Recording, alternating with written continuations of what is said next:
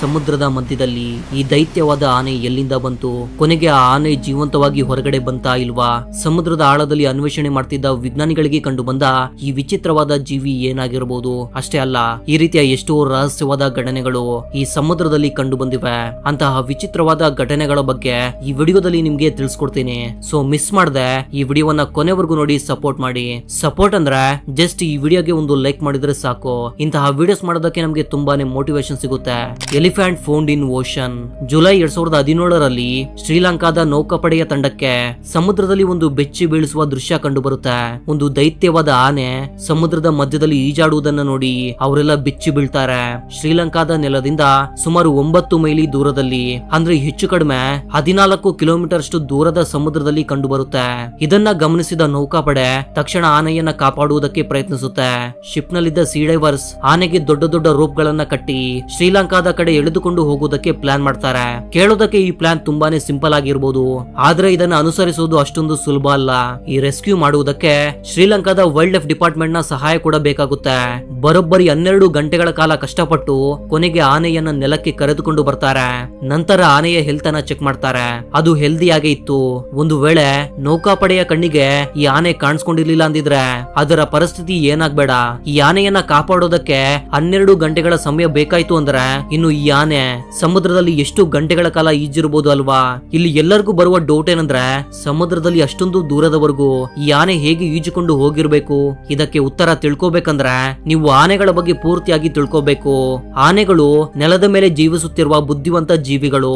ಆನೆಗಳ ಪುರಾತನವಾದ ಪಳೆಯುಳಿಕೆಗಳನ್ನ ಲ್ಯಾಬ್ ನಲ್ಲಿ ಟೆಸ್ಟ್ ಮಾಡಿದ ವಿಜ್ಞಾನಿಗಳಿಗೆ ಹಿಂದಿನ ಕಾಲದಲ್ಲಿ ಜೀವಿಸಿದ್ದ ಆನೆಗಳ ಪ್ರಜಾತಿಗಳು ದಿನದ ಹೆಚ್ಚು ಸಮಯ ನೀರಿನಲ್ಲಿ ಕಳೀತಾ ಇದ್ವು ಎಂದು ತಿಳಿದು ಬಂದಿದೆ.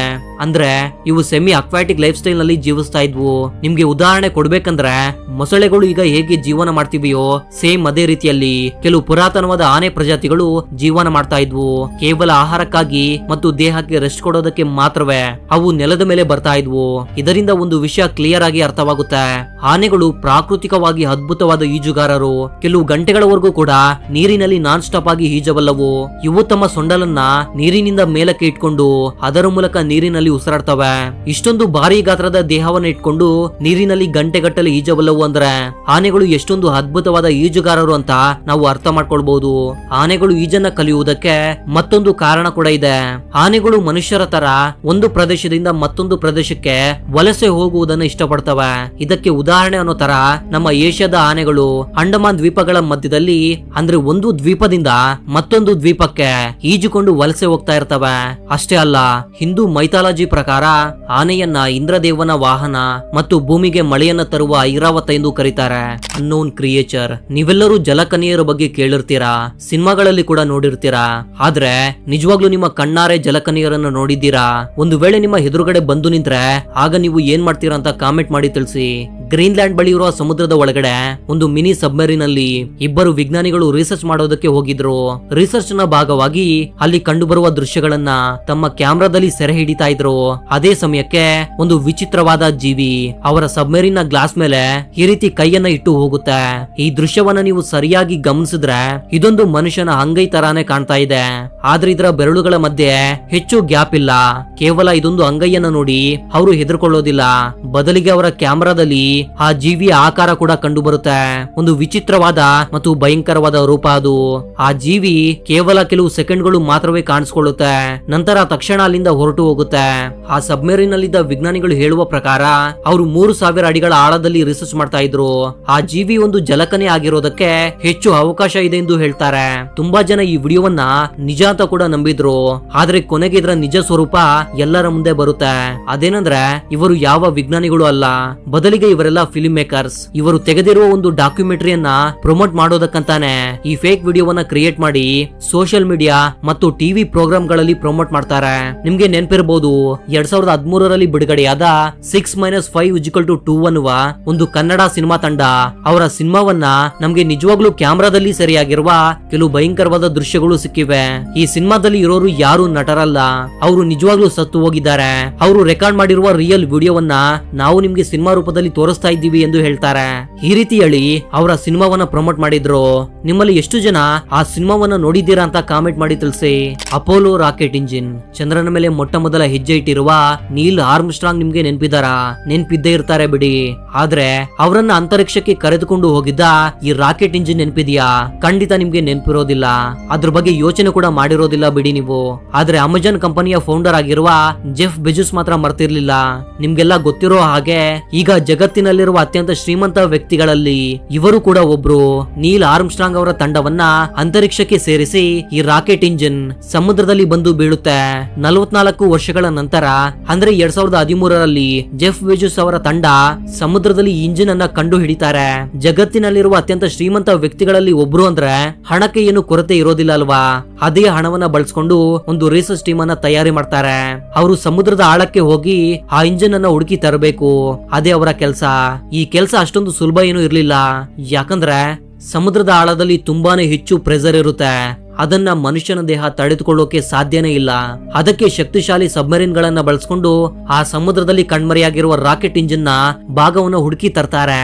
ನಂತರ ಎಕ್ಸಿಬಿಷನ್ ಅಲ್ಲಿ ಪ್ರದರ್ಶನಕ್ಕೆ ಇಡ್ತಾರೆ. ಬಿಗ್ಗೆಸ್ಟ್ ಸ್ಕ್ವಿಡ್ 1925ರಲ್ಲಿ ಮೊಟ್ಟ ಮೊದಲ ಬಾರಿಗೆ ಒಂದು ದೈತ್ಯವಾದ ಸ್ಕ್ವಿಡ್ ಕಂಡು ಬರುತ್ತೆ. ಇದನ್ನ ಕೊಲೋಸಲ್ ಸ್ಕ್ವಿಡ್ ಎಂದು ಕರೀತಾರೆ. ಹಾಗೂ 2007ರಲ್ಲಿ ಒಬ್ಬ ವಿಜ್ಞಾನಿ ಸಮುದ್ರದ ಆಳದಲ್ಲಿ ಅನ್ವೇಷಣೆ ಮಾಡೋದಕ್ಕೆ ಹೋದಾಗ ಇದ್ದಕ್ಕಿದ್ದ ಹಾಗೆ ಒಂದು ದೈತ್ಯವಾದ ಸ್ಕ್ವಿಡ್ ಕಂಡು ಬರುತ್ತೆ. ಅದು ಅವರ ಸಬ್ಮೆರಿನ ಮೇಲೆ ಕೂಡ ದಾಳಿ ಮಾಡೋದಕ್ಕೆ ಮುಂದಾಗುತ್ತೆ. ಅದನ್ನ ನೋಡಿ ಸಬ್ಮೆರಿನ ಒಳಗೆ ಕೂತಿದ್ದ ವಿಜ್ಞಾನಿ ಇದು ತನ್ನ ಕೊನೆಯ ದಿನ ಅಂತ ಅಂದ್ಕೊಂಡಿದ್ರು.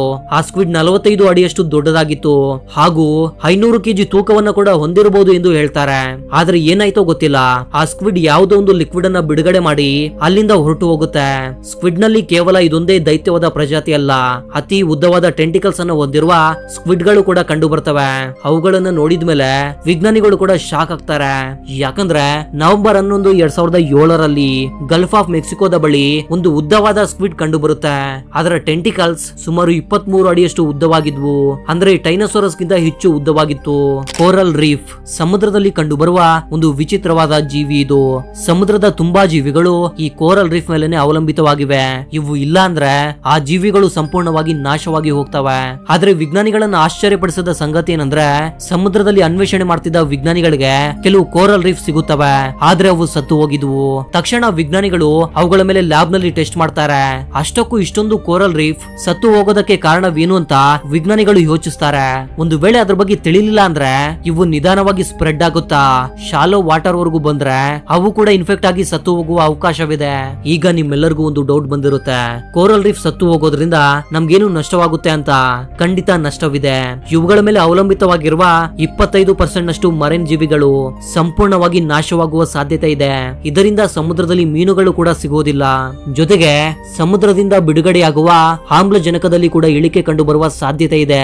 ನಿಮಗೆ ಗೊತ್ತಾ, ಭೂಮಿಯ ಮೇಲೆ ಬಿಡುಗಡೆಯಾಗುವ ಆಮ್ಲಜನಕದಲ್ಲಿ ಸುಮಾರು 70% ನಷ್ಟು ಆಮ್ಲಜನಕ ಕೇವಲ ಸಮುದ್ರದಿಂದಲೇ ಬಿಡುಗಡೆಯಾಗುತ್ತೆ. ಲಾಸ್ಟ್ ಸಿಟಿ ಸಮುದ್ರದಲ್ಲಿ ಕೇವಲ ಜೀವಿಗಳು ಅಷ್ಟೇ ರಹಸ್ಯವಾಗಿಲ್ಲ, ಅದರಲ್ಲಿ ತುಂಬಾನೇ ಪುರಾತನವಾದ ನಗರಗಳು ಕೂಡ ಮುಳುಗಿವೆ. ಇತಿಹಾಸದಲ್ಲಿ ಆ ನಗರಗಳ ಬಗ್ಗೆ ಉಲ್ಲೇಖ ಕೂಡ ಮಾಡಿದ್ದಾರೆ.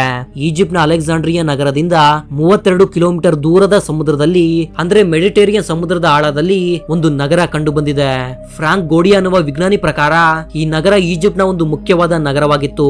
ಸುಮಾರು 2300 ವರ್ಷಗಳ ಹಿಂದೆ ಇದು ಸಮುದ್ರದಲ್ಲಿ ಮುಳುಗೋಗಿದೆ. ಸಮುದ್ರದಲ್ಲಿ ಸಿಕ್ಕ ಕೆಲವು ಅವಶೇಷಗಳನ್ನ ಸ್ಟಡಿ ಮಾಡಿದ್ಮೇಲೆ ಈ ನಗರ ಈಜಿಪ್ಟ್ ನ ಒಂದು ಶ್ರೀಮಂತ ನಗರವಾಗಿತ್ತು ಅನ್ನೋದು ತಿಳಿಯುತ್ತೆ. ಯಾಕಂದ್ರೆ ಈ ಸಮುದ್ರದ ಆಳದಲ್ಲಿ ಕೆಲವು ದೋಣಿಗಳ ಅವಶೇಷಗಳು, ಬಂಗಾರದ ನಾಣ್ಯಗಳು ಹಾಗೂ ಪುರಾತನವಾದ ವಿಗ್ರಹಗಳು ಸಿಕ್ಕಿವೆ. ಇಲ್ಲಿರುವ ದೊಡ್ಡ ದೊಡ್ಡ ಬಂಡೆಗಳ ಮೇಲೆ ಯಾವುದೋ ತಿಳಿಯದ ಭಾಷೆಯಲ್ಲಿ ಏನೋ ಕೆತ್ತಿದ್ದಾರೆ. ಇದನ್ನೆಲ್ಲ ನೋಡ್ತಾ ಇದ್ರೆ ಈ ನಗರದಲ್ಲಿದ್ದ ಜನರು ಸಮುದ್ರದ ಮೂಲಕ ವ್ಯಾಪಾರವನ್ನ ಮಾಡ್ತಾ ಇದ್ರು ಅನ್ನೋದು ಅರ್ಥವಾಗುತ್ತೆ. So that was the info my dear thinkers. ಮತ್ತೊಂದು ಇಂಟ್ರೆಸ್ಟಿಂಗ್ ಆದ ವಿಡಿಯೋ ಜೊತೆ ಮತ್ತೆ ಸಿಗ್ತೀನಿ. ಅಲ್ಲಿವರೆಗೂ ಜೈ ಹಿಂದ್, ಜೈ ಕರ್ನಾಟಕ.